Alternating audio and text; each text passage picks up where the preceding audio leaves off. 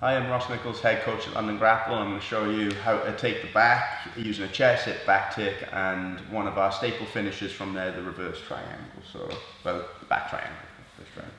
So, Will's going to be on his side facing away from me. So, there's lots of ways of forcing your opponent to do this. Well, we're just going to start from here. Key tips, we're going to start with a seatbelt. You can, of course, take a figure of four as well, entirely up to you. Things with the seatbelt, you want your hands underneath the line of your opponent's chin, not off to either side, okay? This is to keep a fold in the back of his neck here. You want this bit curved. Makes it a lot harder for him to turn out and get his shoulders to the floor.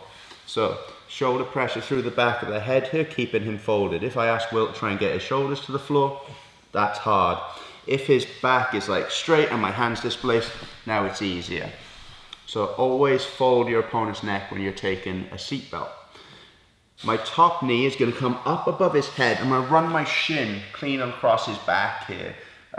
Showing this move primarily for lower grades. Do not try to chair sit with your foot still out behind you. You can torque your knee, okay? So keep this behind your opponent. Head as close to his as possible. Throw the top leg in. Don't be very careful when you place this. I'll just illustrate what happens when it goes wrong. Big kick in there. So, don't panic then for a minute, didn't you? So hook comes in. I lean to the feet. We don't pull our opponent onto us. I want to keep his weight on the ground. Will's defense when he's dealing with somebody on his back is to stack and get a lot of weight up onto their opponent. So me pulling him up is kind of counterintuitive. You want to lean down. And now you see how high my hips are relative to his. If we circle around to face the camera again. I've taken this foot across the hip. Depending on what rule set you're fighting, you might want to put your hooks in to score your points. This I really like, having my foot across the hip. It keeps his hips low on me. I can stand on the heel, so if he does try to get his weight up on me, I can extend this leg to force his hips back down. Now, having my hips so high up on my opponent, it makes it quite easy for me to beat this arm.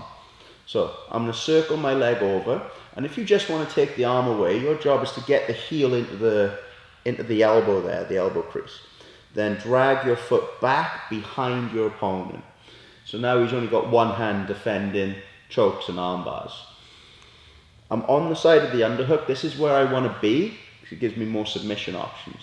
One of the submissions that I have here is to grab my shin, and now I'm going to put this foot on the floor and turn to the other side, moving into our triangle. Key point here, if my hips are underneath the line of the shoulders, it'd be difficult to finish the triangle. So at this point, shrink your hips up above your opponent's shoulder line, lock up your triangle, get this arm out the way and bring your knees together. If he's not tapping, bend something the wrong way on this arm. It could be his wrist, it could be his elbow. Not hugely technical, but attack that arm. So, we forced our opponent to turn away from us. Chair sit, back tick. This is a move everyone has to have down.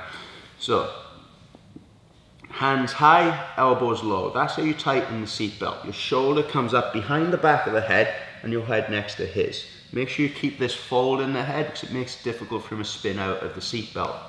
Knee comes high, shin runs behind the back, hook comes in. I lean towards the feet, so I end up very high up on my opponent. If we circle around again to face the camera. Here, shoulder pressure consistent, hands up high under the chin. This leg, because my hips are so high, it's very easy to come over his shoulder. Grab your shin. When you do that, when you start to turn to the other side, make sure you open his arm. You can place this foot on the floor to help you turn. If you don't feel like you need it, that's cool. So turn. Make sure that your hips are above his shoulders when you lock up the triangle here. Bring your knees together to finish. So that's a chair sit, back tick into a triangle on the back there.